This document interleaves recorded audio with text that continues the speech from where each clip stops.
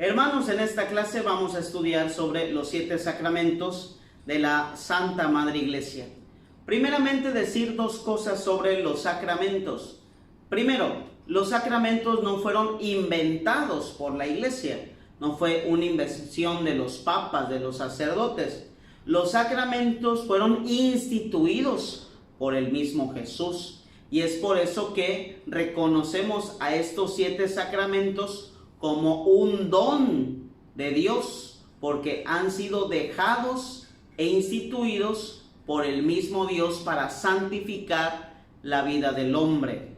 Segunda consideración sobre los 7 sacramentos. ¿Para qué sirven los 7 sacramentos? Lo acabo de decir, para santificar al hombre, para darle al hombre la vida de la gracia.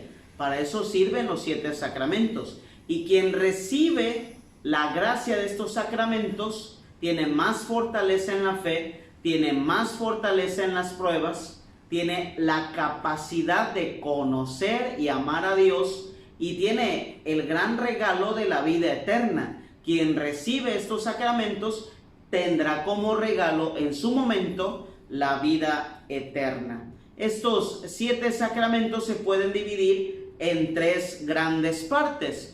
En la primera parte están los sacramentos de iniciación, que son 3. El sacramento del bautismo, el sacramento de la confirmación y el sacramento de la Eucaristía. En una segunda parte están los sacramentos de sanación, que son 2.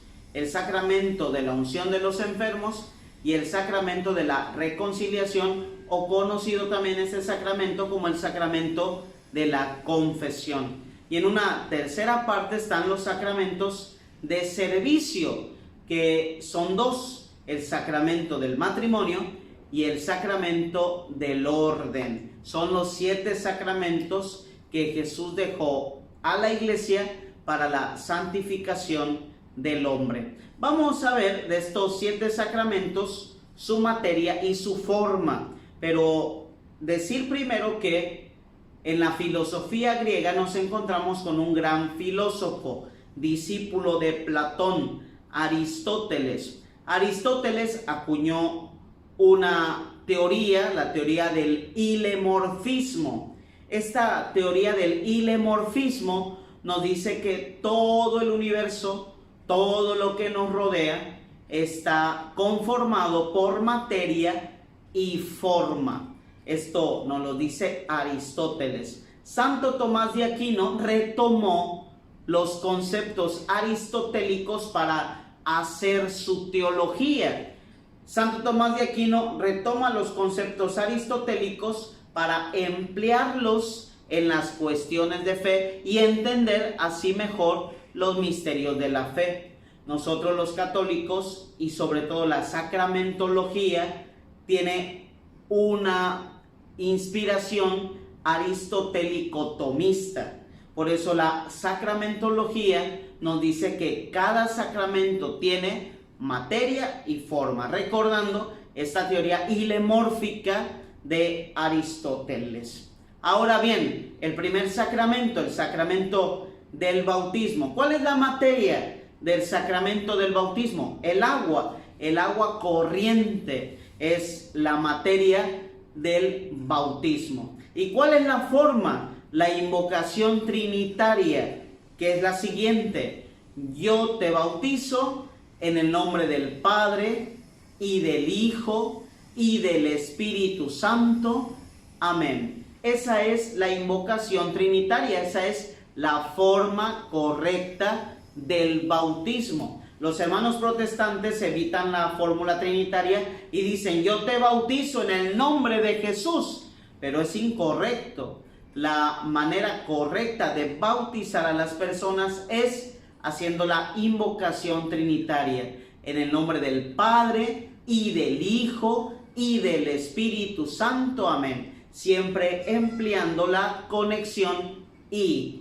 Respecto al bautismo, decir que en peligro de muerte o en artículo mortis, toda persona puede bautizar a un niño. Si un niño está a punto de morir y no ha sido bautizado, cualquier persona con agua corriente y haciendo la invocación trinitaria puede bautizar a ese pequeño. Si ese pequeño se salva, si ese pequeño no se muere, se tiene que llevar a la iglesia para completar el rito del bautismo. Si este niño muere, con ese pequeño rito que realizó una persona no consagrada sobre el niño, es suficiente para que el niño alcance la vida eterna. Por eso, en peligro de muerte, cualquier persona, aunque no esté bautizada, puede bautizar al niño en peligro de muerte haciendo la invocación trinitaria.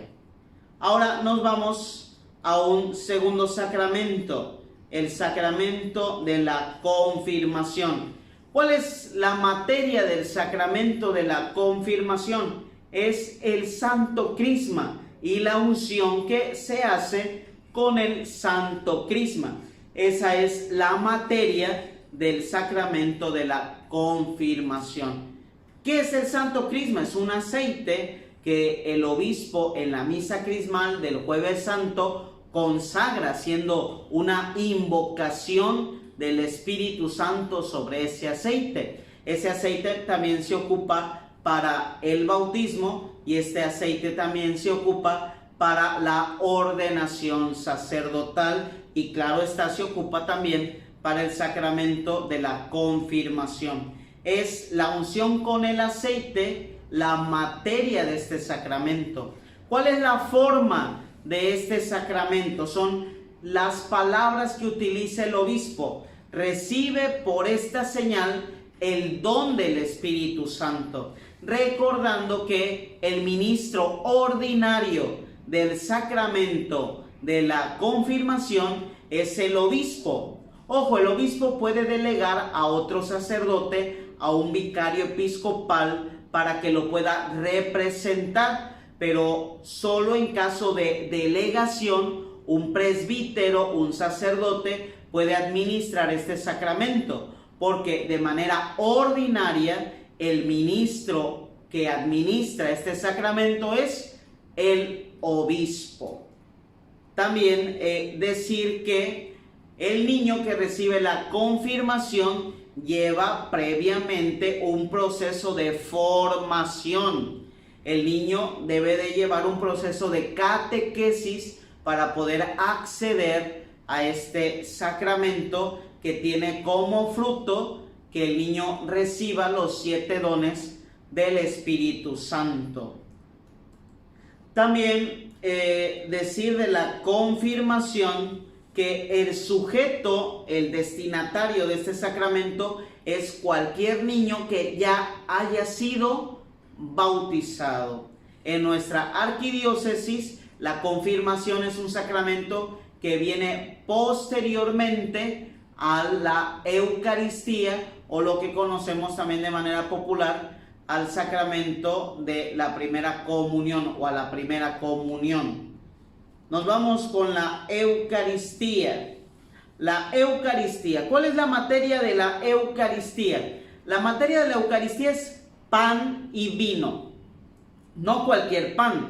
Tiene que ser pan de trigo ácimo. Que en la actualidad este pan de trigo ácimo viene en forma de hostias, de obleas blancas. No siempre fue así. Con los primeros cristianos, en las primeras comunidades cristianas, era propiamente el pan grueso. Pero ahorita en nuestras misas va mucha gente, asisten muchos fieles, y hacer la consagración con panes gruesos, ácimos, pues es impráctico, y a la vez también, por ser un pan más grueso, se presta a que las partículas, a que las migajas caigan en el piso, y una vez ese pan ácimo consagrado, pues ya no es pan, es el cuerpo de Cristo, y tenemos que tener un reverente cuidado con la Eucaristía. Es por eso que en la actualidad, para hacer más práctica la distribución de la comunión, la presentación de este pan ácimo de trigo es en forma de oblea. La palabra hostia significa sacrificio. Es importante saber esto. Hostia es igual a sacrificio.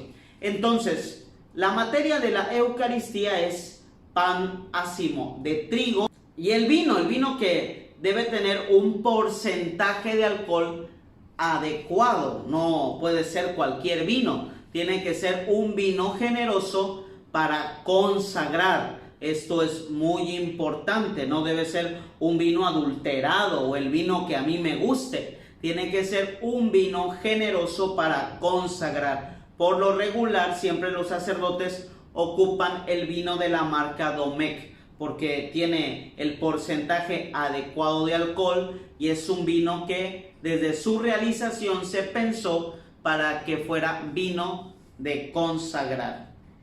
La forma de la Eucaristía son las palabras de consagración. Cuando el sacerdote dice las palabras de consagración, el pan deja de ser pan para convertirse en el cuerpo de Cristo y el vino deja de ser vino para convertirse en la sangre de Cristo. Como dice el canto, ya no es vino, ya no es pan, Cristo mismo se nos da. Y esto es una realidad. Para el protestantismo luterano que surgió en el siglo XVI, la Eucaristía es solamente un símbolo. De hecho, para muchos protestantes actuales así es. La Eucaristía es solamente un símbolo. Cuando los hermanos protestantes el Jueves Santo se reúnen para el culto, recuerdan la cena del Señor, la sagrada cena, y se pasan un poco de pan y se pasan un poco de vino para recordar el signo que Jesús realizó en la última cena. Para nosotros los católicos la Eucaristía no es un signo, es una realidad. El signo representa, la Eucaristía no está representando a Cristo. Nos dice el Catecismo de la Iglesia Católica, en la Eucaristía está Jesús presente en cuerpo, sangre, alma y divinidad. En la Eucaristía está Cristo, porque la Eucaristía es Cristo mismo, vivo, en medio de nosotros.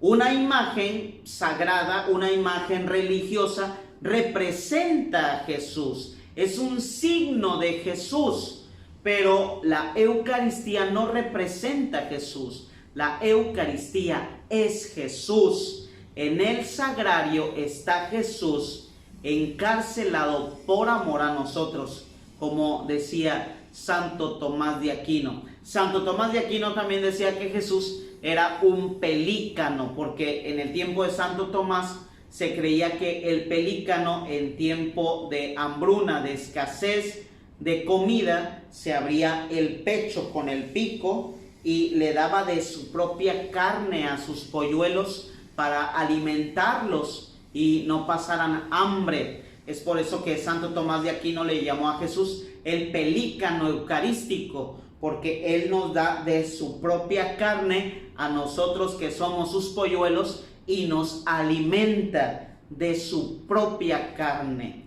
La Eucaristía es un regalo, es un misterio de amor. Es el centro y la cumbre de nuestra vida cristiana. La Eucaristía es lo que nos sostiene en nuestra fe. La Eucaristía es lo que nos sostiene como iglesia.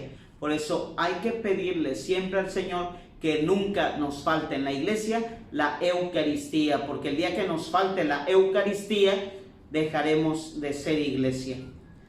Pasamos a otro sacramento, el sacramento de la penitencia.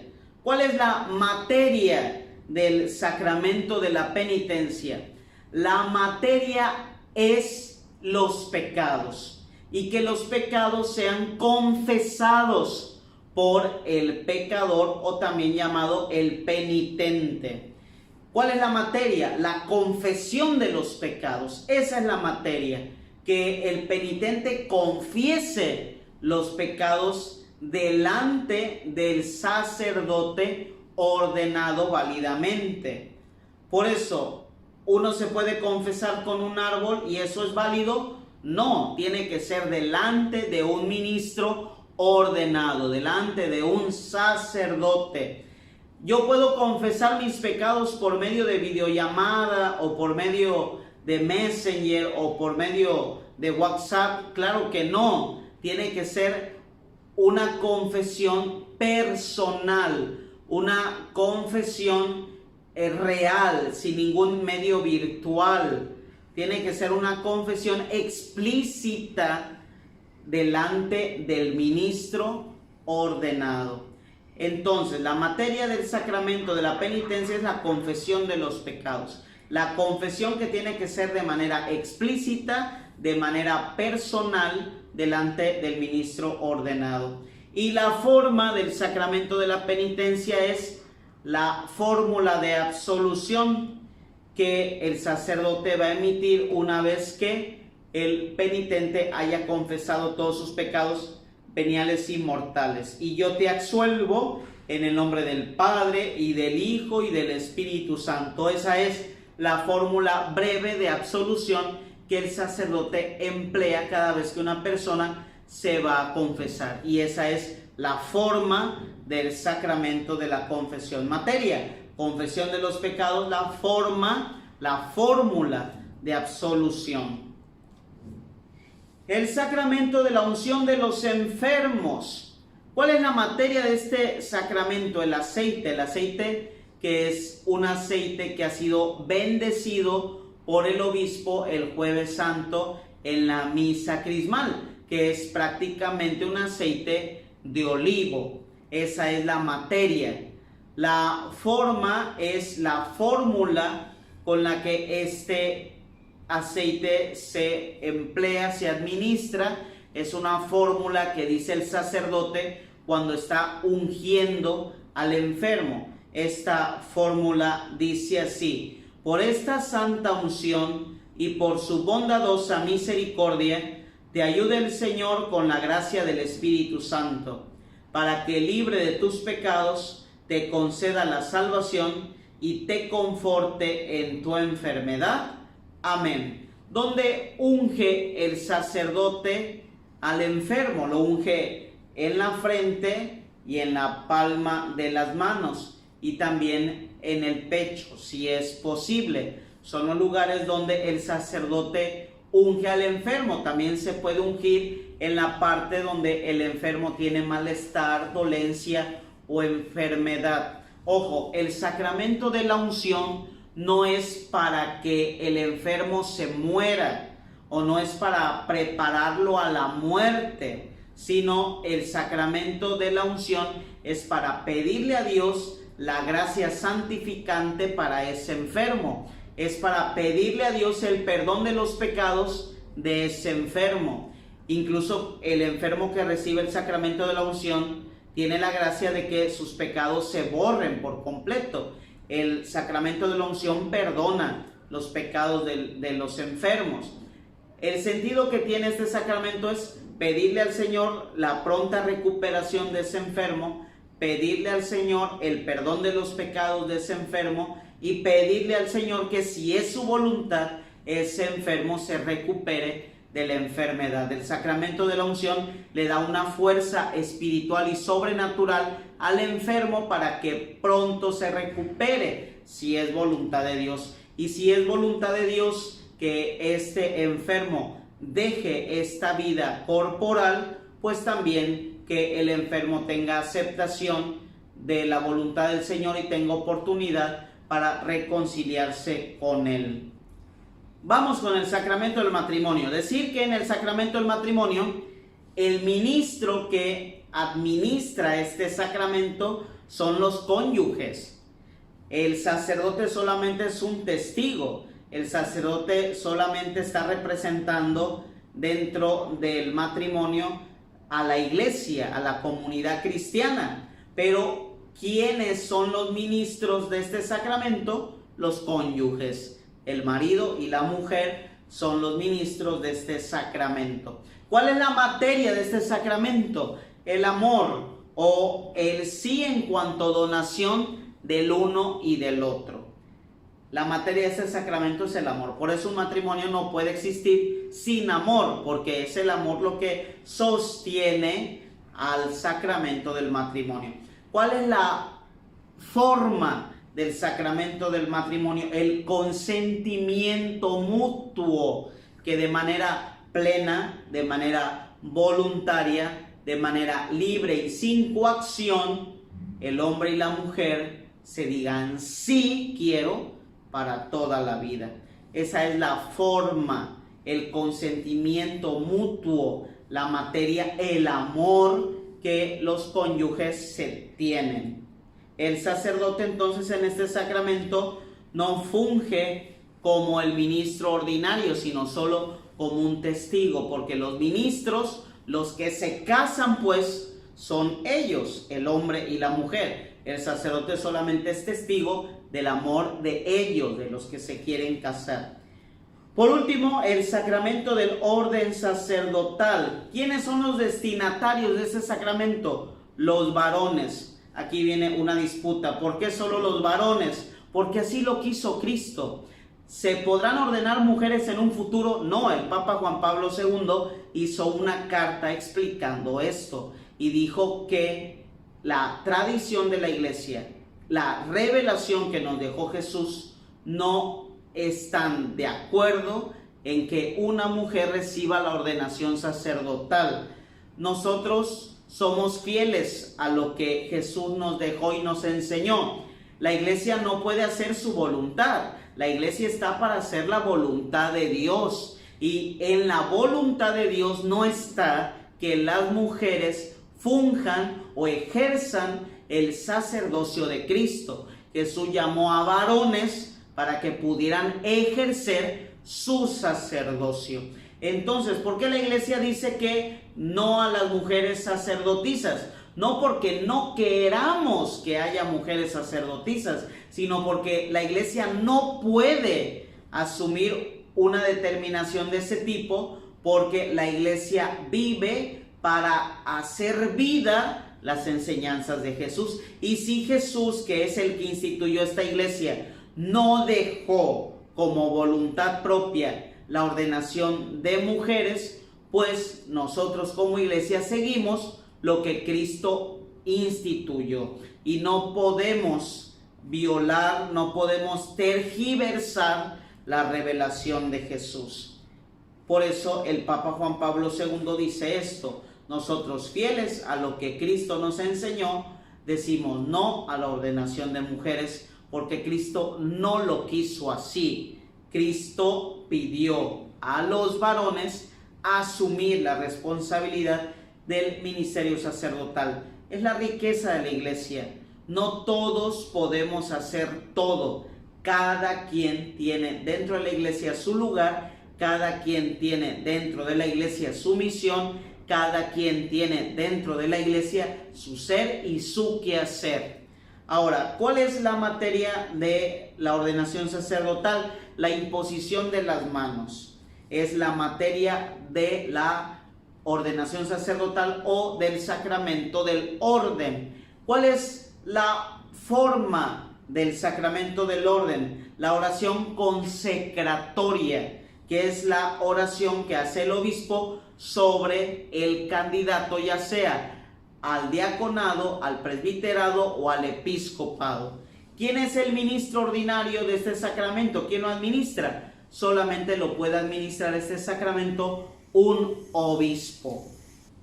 Bueno, ahí están los 7 sacramentos que Jesucristo dejó a la Iglesia para la santificación del hombre, para que tengamos por medio de estos sacramentos la vida de la gracia y por medio de ellos obtengamos la vida eterna. Pues ya nos acercamos al final de este curso tan bonito del Catecismo de la Iglesia Católica. La última clase, es decir, la próxima clase, vamos a tenerla por medio de la plataforma de Zoom, para que podamos hacer preguntas, para que podamos analizar ciertos temas que no quedaron claros, para profundizar en otros temas que nos han faltado profundizar.